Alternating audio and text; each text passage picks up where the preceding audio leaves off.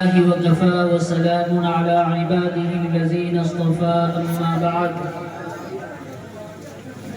فأعوذ بالله من الشيطان الرجيم بسم الله الرحمن الرحيم هذا نور وكتاب مبين قال الله تعالى في القرآن المجيد والفرقان الحميد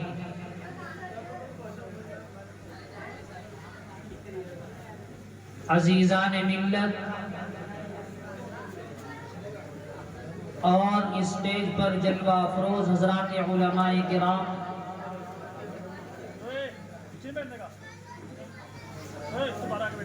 رات کا ایک حصہ جو ابتدائی مرحلہ ہے وہ کسی حد تک گزر چکا ہے، لیکن آپ حضرات یہاں سر جوڑ کر بیٹھے ہوئے ہیں۔ اللہ تبارک و تعالیٰ سے دعا کریں کہ اللہ ہمارے یہاں بیٹھنے کو قبول فرمائے۔ میرے عزیز ساتھیوں،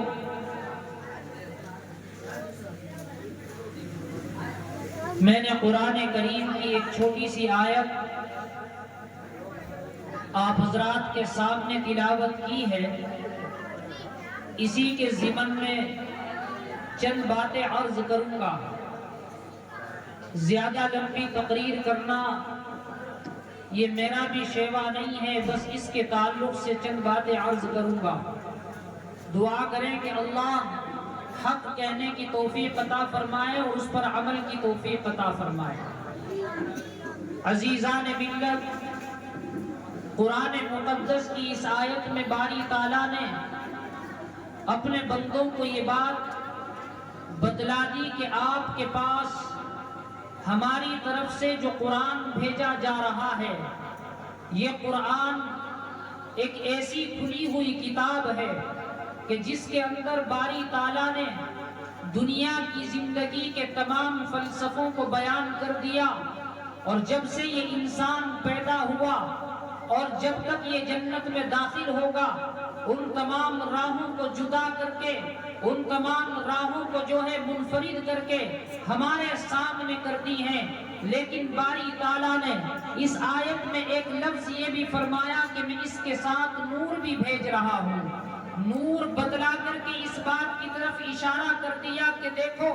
اگر کسی کتاب کے اندر کوئی چیز لکھی ہوئی ہے، کسی کتاب کے اندر زندگی جینے کا فلسفہ لکھا ہوا ہے، اور آپ اندھیرے کے اندر بیٹھے ہوئے ہیں، تو کتاب کے اندر چاہے کچھ بھی لکھا ہوا ہو، آپ اندھیرے ہونے کے باوجود اور اندھیرے کی وجہ سے اس کتاب سے کوئی فائدہ حاصل نہیں کر سکتے۔ اگر آپ کے پاس سورج کی روشنی ہے، فائدہ حاصل کر سکتے ہیں، رات کی تاریکی ہے، کوئی فائدہ حاصل نہیں کر سکتے۔ اللہ نے بتلا دیا کہ اگر کسی انسان کے پاس کوئی کتاب موجود ہے اور اس کتاب کے اندر تمام چیزیں اور باتیں اور زندگی کی ضروریات سب لکھی ہوئی ہیں، لیکن اس کے پاس آنکھوں کا نور نہیں ہے، بلب کی روشنی نہیں ہے، اس کے پاس سورج کی روشنی نہیں ہے، اس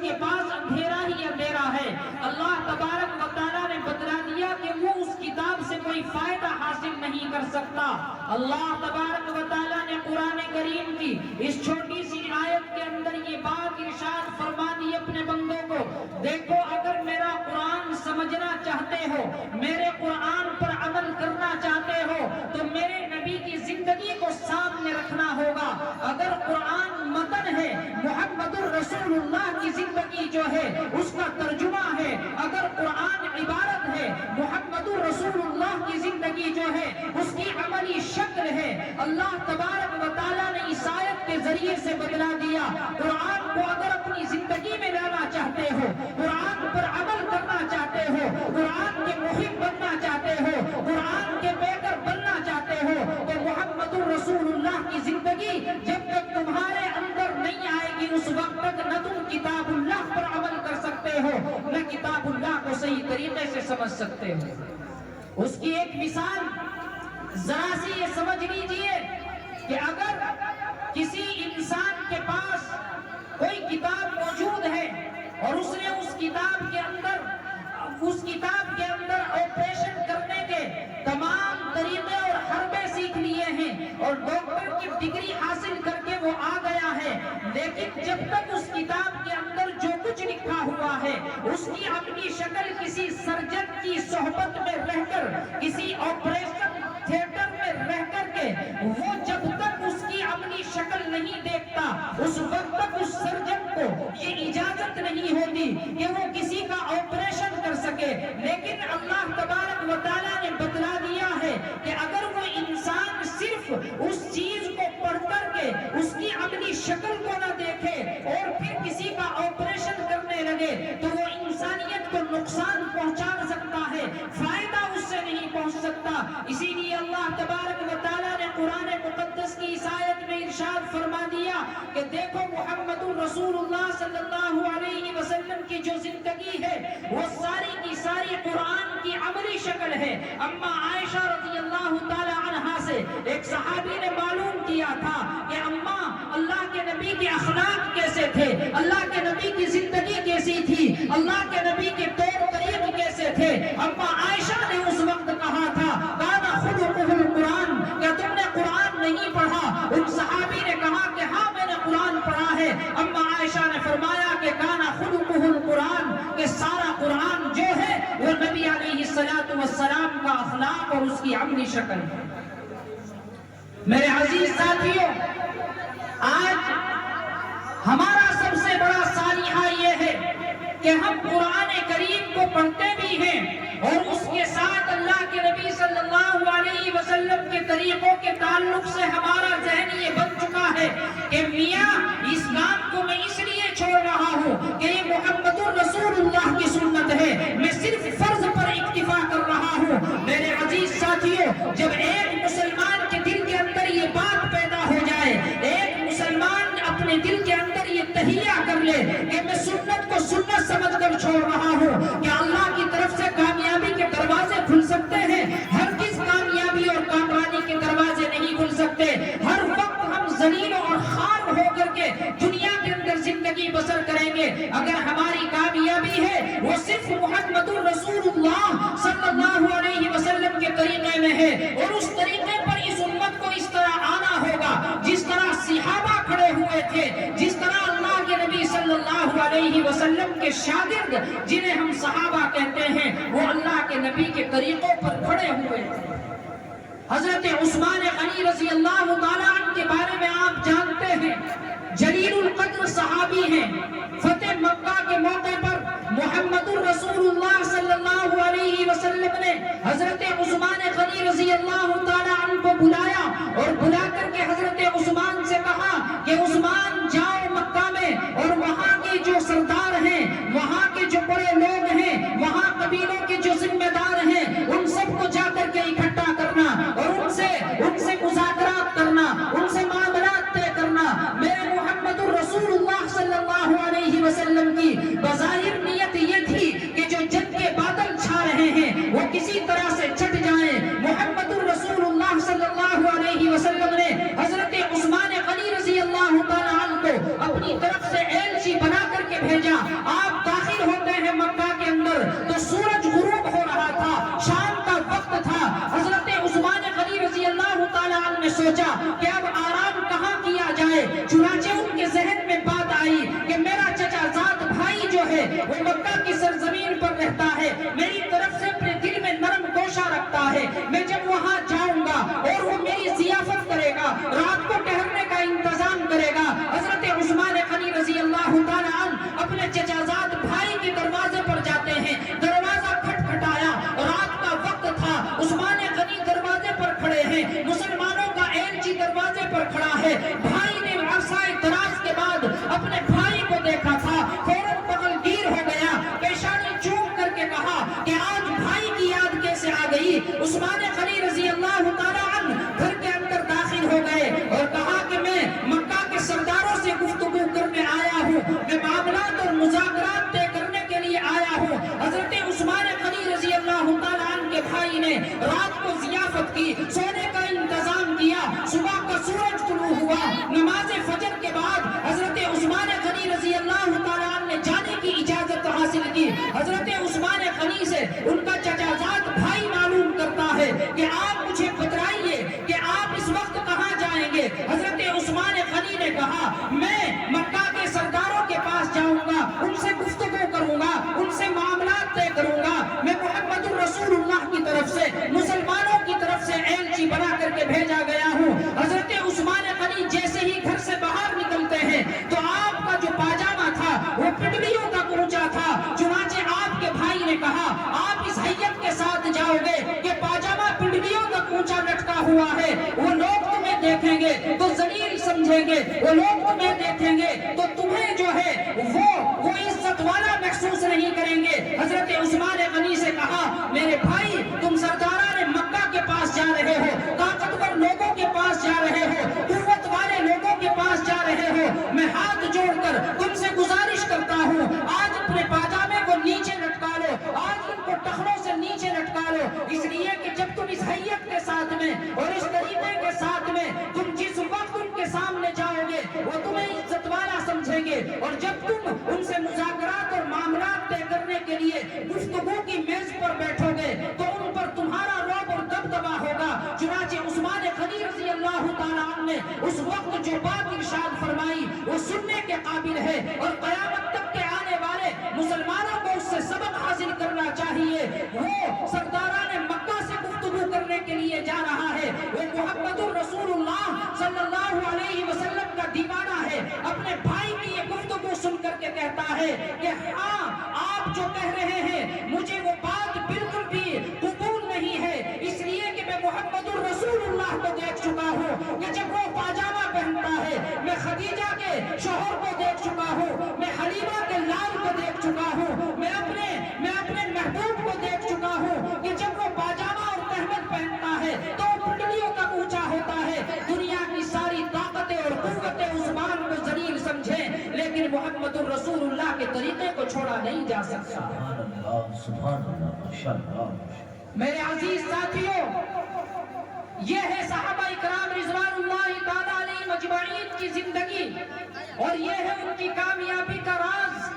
آج ذرا امت کے وہ افراد بھی جو صحابہ کی طرح کامیابی چاہتے ہیں, جو صحابہ کی طرح وہ دریائے نیل میں اپنی کمند ڈالنا چاہتے ہیں, وہ جو دریاؤں کے اندر وہ فتح کے گھوڑے دوڑانا چاہتے ہیں, ذرا وہ دیکھیں تو صحیح کہ صحابہ ان کو رضی اللہ عنہم ورضا اس لیے نہیں کہا گیا تھا. جس وقت مکہ کی سرزمین پر شراب کو حرام قرار دیا جاتا ہے تو ایک صحابی جو ملک یمن سے شراب کے مشکیزیں بھر کر لا رہے تھے اور وہ چاہتے تھے کہ میں مکہ کی سرزمین پر جاؤں گا, اس کی تجارت کر کے منافع حاصل کروں گا. ایک صحابی یمن کی سرحد سے شراب کی مشکیزیں اٹھا کر کے لا رہے ہیں, مشکیں اٹھا کر کے لا رہے ہیں, شراب کے مٹکے اپنے خچروں کی پیٹھ پر لاد کر کے لا رہے ہیں. کسی نے جا کر کے کہا کہ محمد الرسول اللہ نے, خدیجہ کے شوہر نے اور حلیمہ کے بیٹے نے, محمد الرسول اللہ نے اعلان کر دیا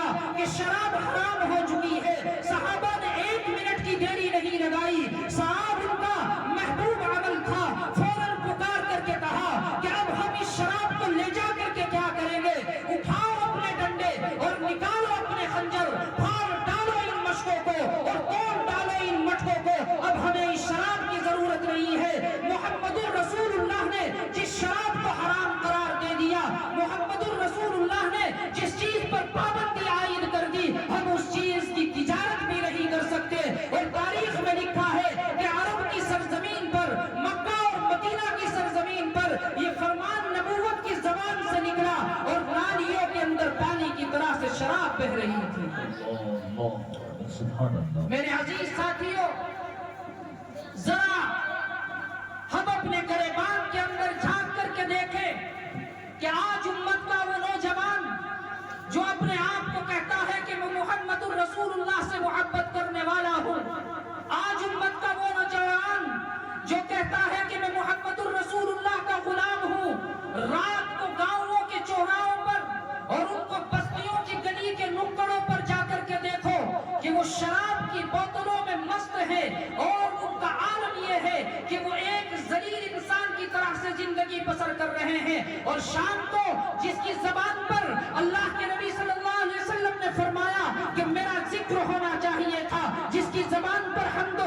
ہوتی، جس کی زبان پر اللہ کی بڑائی ہوتی، اسی امت کا وہ نوجوان گھر کے اندر داخل ہوتا ہے، شراب اس کے حلق کے نیچے سے اتری ہوئی ہے اور شراب کے نشے میں داخل ہو رہا ہے، بیویوں کو گالی دیتا ہے، شوہر اپنی ماں کو گالیاں دیتا ہے۔ میرے عزیز ساتھیوں، اس کی زندگی کو اگر دیکھا جائے تو اتنی اس قدر حالات ان کے خراب اور درگو ہو چکے ہیں کہ یہ کہنا مشکل ہے کہ یہ بھی اللہ کے نبی صلی اللہ علیہ وسلم سے محبت کرنے والا ہے۔ میرے عزیز ساتھیوں، اگر کامیابی چاہتے ہو،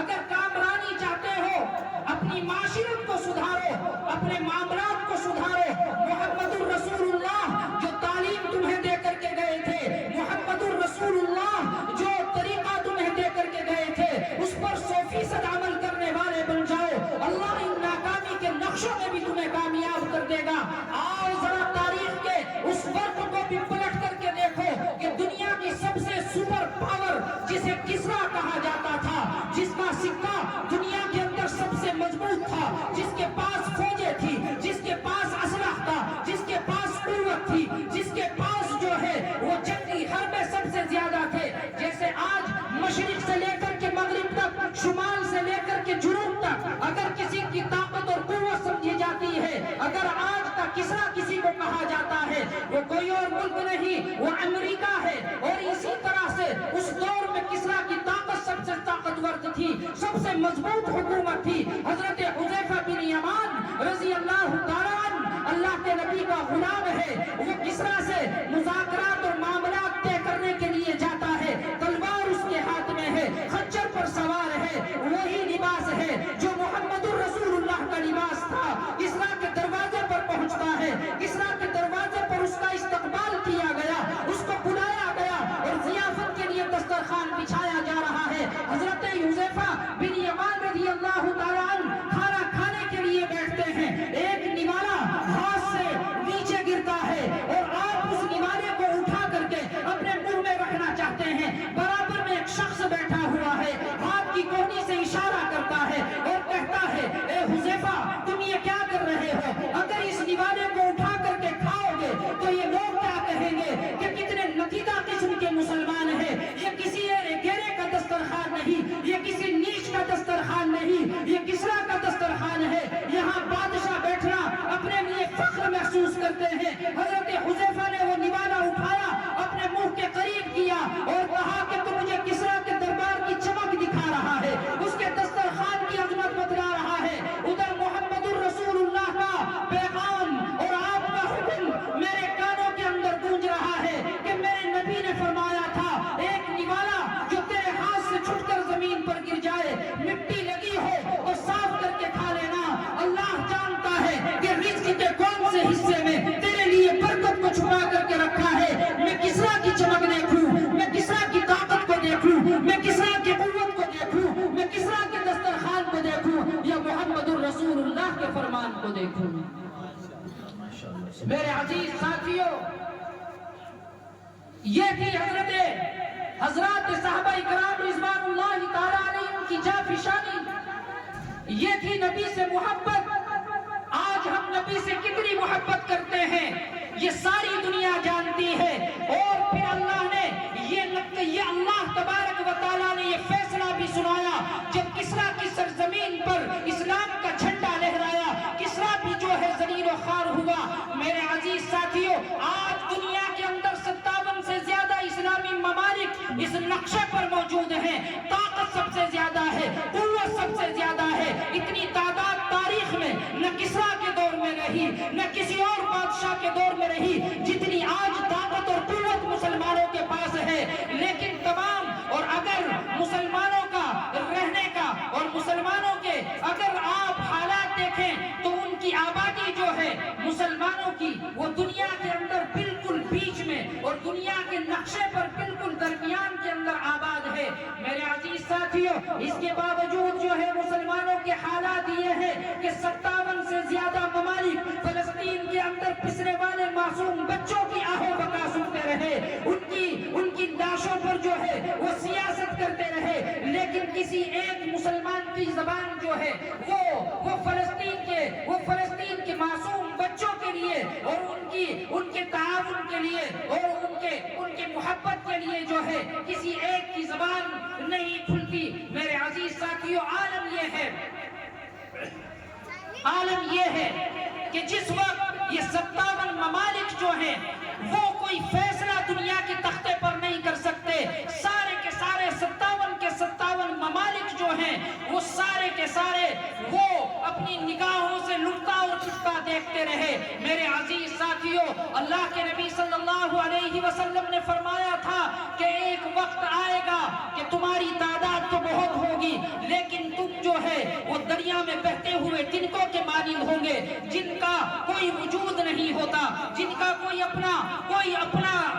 وجود نہیں ہوتا، کہ پانی کی رو جدھر سے آتی ہے وہ بہ کر لے کر چلی جاتی ہے۔ ان کی تعداد تو بہت ہوتی ہے کہ کوئی گن نہیں سکتا، لیکن ان کی کوئی طاقت نہیں ہوتی، ان کی کوئی قوت نہیں ہوتی، ان کا اپنا کوئی وجود نہیں ہوتا۔ پانی کی رو آتی ہے اور وہ ان کو بہ کر کے لے جاتی ہے۔ میرے عزیز ساتھیوں، ہمارے دل کے اندر تو یہ دھڑکا لگا ہوا ہے کہ اگر میں نے چہرے پر سنت سجا لی، میں نے چہرے پر داڑھی رکھ لی تو برادری والے کیا کہیں گے، مجھے یہ امریکہ اور برطانیہ والے کیا کہیں گے، مجھے دنیا کے مہذب قوم جو ہے وہ کیا کہے گی۔ لیکن حضرات صحابہ اکرام رضوان اللہ تعالیٰ علیہم مجمعین کو تو صرف یہ فکر تھا کہ اگر نبی کا طریقہ ہم سے چھوٹ گیا کہیں اللہ ہم سے ناراض نہ ہو جائے۔ میرے عزیز ساتھیوں، اگر ہمیں دنیا کے اندر کامیابی اور کامرانی حاصل کرنی ہے تو ہمیں اپنی معاشرت کو بہتر بنانا ہے، اپنے معاملات کو بہتر بنانا ہے۔ نوجوان کو جو ہے وہ صرف اور صرف قولی اعتبار سے محمد الرسول اللہ سے محبت نہیں کرنی، بلکہ اس کو عملی اعتبار سے بھی اللہ کے نبی صلی اللہ علیہ وسلم سے محبت فرمانی ہے۔ آج جو ہے ہم نے اپنے تمام طریقوں کو جو ہے وہ یہودیوں اور نصرانیوں کے طریقے پر جو ہے لا کر کے ڈال دیا ہے، اپنے انداز کو بدلا، اپنے طریقوں کو بدلا، اپنے چہروں کو جو ہے وہ ہم نے بدل لیا ہے، اور ہر وقت جو ہے ہم یہی سوچتے رہتے ہیں کہ کسی طرح ہم سے اغیار جو ہے وہ راضی ہو جائیں۔ لیکن میرے عزیز ساتھیوں، اللہ کے نبی صلی اللہ علیہ وسلم کے جب تک طریقے پر ہم عمل نہیں کریں گے، آپ کی سنتوں کو سنت سمجھ کر ہم پورا کرنے والے نہیں بنیں گے، اس وقت تک کوئی کامیابی اور کوئی کامرانی جو ہے ہمیں حاصل نہیں ہو سکتی۔ وہ کسی شاعر نے کیا خوب کہا تھا، کسی شاعر نے کیا خوب کہا تھا کہ کسی کا آستانہ اونچا ہے اتنا کہ سر جھک کر بھی اونچا ہی رہے گا، ہنسے جانے سے جب تک ہم ڈرتے رہیں گے زمانہ ہم پہ ہنستا ہی رہے گا۔ میرے عزیز ساتھیوں،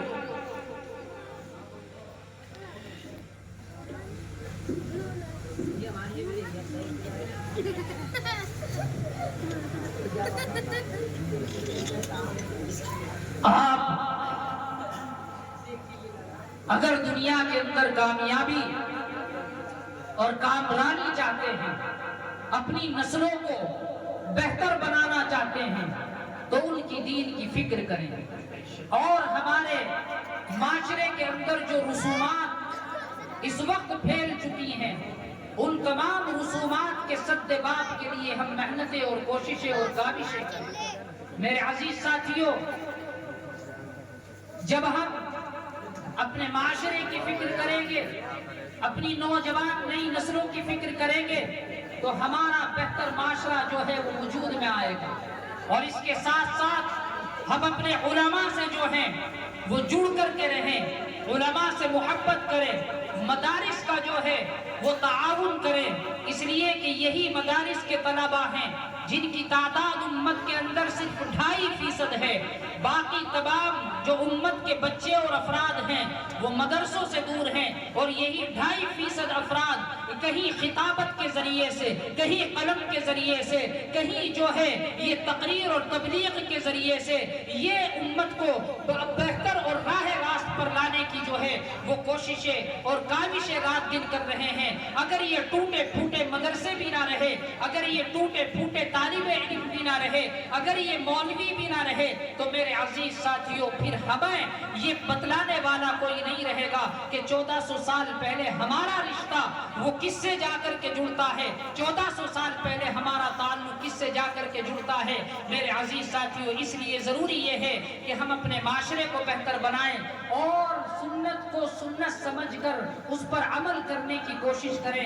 یہ حضرات صحابہ کرام کی کامیابی اور کامرانی کا مدار تھا۔ اور میرے عزیز ساتھیوں، مدارس اسلامیہ سے اپنے آپ کو جوڑ کر کے رکھیں۔ مدارس اسلامیہ کا جو ہے ہم لوگ بھرپور تعاون کریں، انشاءاللہ کریں گے بھائی۔ آج کل حالات یہ ہیں کہ ہمارا جو مال ہے وہ مدارس اسلامیہ پر خرچ نہیں ہو رہا، نہ جانے کہاں کہاں جو ہے وہ ہم خرچ کر رہے ہیں۔ میرے عزیز ساتھیوں، مدارس اسلامیہ یہ دین کے قلعے ہیں، ان کے لیے جو ہے آپ کا مال خرچ ہونا چاہیے، آپ کا پیسہ جو ہے ان پر خرچ ہونا چاہیے۔ جب آپ کا پیسہ اور مال ان پر خرچ ہوگا تو انشاءاللہ العزیز یہ مدارس بھی جو ہے ہماری صحیح طریقے سے جو ہے وہ خدمت کریں گے۔ انشاءاللہ کریں گے بھائی، انشاءاللہ کریں گے۔ ہاں، اس معاملے میں آپ جو ہیں وہ کنجوسی بالکل نہ دکھایا کریں۔ اور ویسے میں نے سنا ہے کہ مملانے کے لوگ الحمدللہ وہ کنجوسی کرتے بھی نہیں ہیں۔ مملانے کے لوگ ماشاءاللہ مدرسے کا بہت خاص اور بہتر تعاون کرتے ہیں۔ یہ تو دوسرے لوگ ہوں گے جو کنجوس ہوا کرتے ہیں۔ ایک گاؤں کے اندر ایک کنجوس رہتا تھا۔ بس یہ بات کہہ کر کے ناظم صاحب اجازت ہے، یہ بات کہہ کر کے میں اپنی تقریر کو ختم کر دیتا ہوں کہ وہ کنجوس رہتا تھا ایک گاؤں کے اندر۔ اس کے یہاں مہمان آ گئے، اس نے اپنے لڑکے سے کہا کہ بھائی مہمان آ گئے ہیں، جا کر کے گوشت لے آؤ۔ یہ کہا کہ جا کر کے گوشت لے آؤ، اور گوشت جو ہے اچھا سا لانا، نرم سا۔ جب کسی کے یہاں شادی ہوتی ہے تو وہ بھی قصائی کو یہ کہتا ہے کہ بھائی گوشت جو ہے وہ اچھا ہونا چاہیے۔ اب یہ گیا لڑکا اور جا کر کے قصائی سے کہا کہ جی گوشت دے دو، اور گوشت جو ہے وہ نرم سا دینا۔ کیسا دینا بھائی؟ نرم سا گوشت۔ قصائی نے کہا کہ ٹھیک ہے، اس کی بات کو سنا اور سن کر کے کہا کہ میں آپ کو گوشت پنیر سے بھی زیادہ نرم دوں گا۔ کیسے زیادہ؟ پنیر سے زیادہ نرم دوں گا۔ اب جب اس نے کہا کہ گوشت پنیر سے زیادہ نرم دے گا تو یہ کنجوس کا بیٹا تھا، اس نے سوچا یار گوشت 300 روپے کلو ہے، پنیر پھر بھی کچھ مندہ ہے، تو جب وہ گوشت سے زیادہ نرم ہے تو پنیر ہی لے لیتے ہیں۔ اب پنیر والے کے پاس گیا تو اس نے کہا کہ بھائی اچھا سا پنیر دے دو۔ تو پنیر والے نے کہا کہ تجھے پنیر تو میں دوں گا، شہد سے بھی زیادہ میٹھا پنیر دوں گا، شہد سے بھی زیادہ، شہد سے زیادہ۔ اب اس کے ذہن میں یہ بات آئی کہ مہمان کے لیے پنیر لینے کے لیے آیا ہوں اور یہ کہہ رہا ہے کہ شہد سے بھی زیادہ میٹھا پنیر دے دوں گا، تو چلو ایک کام کرتا ہوں، شہد خرید لیتا ہوں، پنیر بھی چھوڑ دوں۔ اب یہ کنجوس کا بیٹا بیچارہ شہد لینے کے لیے چلا گیا، شہد والے سے کہا کہ بھائی مجھے شہد دے دو، اور شہد ایسا دینا کہ جو پنیر سے بھی زیادہ میٹھا ہو۔ انہوں نے کہا کہ پنیر سے زیادہ میٹھا دوں گا اور پانی سے زیادہ باریک دوں گا، کیونکہ شہد جتنا باریک ہوتا ہے وہ شہد اتنا ہی اچھا ہوا کرتا ہے۔ جب شہد کبھی خریدیں تو اس کی کوالٹی یہ ہے کہ شہد جتنا بھی باریک ہوتا ہے وہ اتنا ہی اچھا ہوا کرتا ہے۔ اب اس کے ذہن کے اندر یہ بات پیدا ہو گئی یار اب شہد یہ مجھے پانی سے بھی زیادہ باریک دے گا تو بہتر یہ ہے کہ میں شہد نہ خریدوں، ایک بسلیری کی بوتل ہی خریدوں۔ اب اس اللہ کے بندے نے ایک بسلیری کی بوتل لی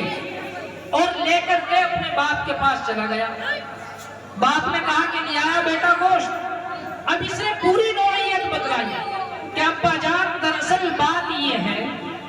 کہ گوشت والے کے گیا تو اس نے کہا پنیر سے بہتر، پنیر والے کے گیا تو اس نے کہا شہد سے بہتر، شہد والے کے گیا تو اس نے کہا کہ پانی سے بھی پانی جیسا بہتر شہد دوں گا جو پانی جیسا باریک ہو۔ تو میں نے سوچا کہ ان تمام کوالٹی جتنی کی جتنی ہے وہ ساری پانی میں پائی جا رہی ہے، چلو میں مہمان کے لیے بسلیری کی بوتل ہی لے آتا ہوں۔ اب اس کنجوس نے کہا کہ اللہ کے بندے کام تو نے صحیح کیا کہ لینے گوشت گیا تھا اور لے کر کے پانی آ گیا، سارے پیسے بچا کر کے لے آیا، لیکن اگر تو پانی پہلے لے آتا تو بہتر تھا کہ تو جو چپل پہن کے گیا ہے اتنا گاؤں کا کا چکر لگا کر کے آیا، یہ چپل بھی تو گھسے ہوں گے۔ اس نے کہا کہ ابا جان میں بیٹا تمہارا ہوں، میں چپل بھی مہمان کے لے کے گیا تھا، اسی کے گھسا کر کے لایا ہوں۔ تو کہیں نملانا والوں کی عادت یہ بنی ہے نہیں ہونا ثبوت پیش کرتی ہے۔ وہاں ہمارے ماشاءاللہ ذمہ دار صاحب ہیں مسجدوں میں، وکیل متولی صاحب ہیں ماشاءاللہ، اچھا ماشاءاللہ، امیر جماعت بھی ہیں ماشاءاللہ۔ بہت اچھا، اللہ تبارک و تعالی ان کی محنتوں کو قبول فرمائے۔ اور یہ 1100 روپے دیے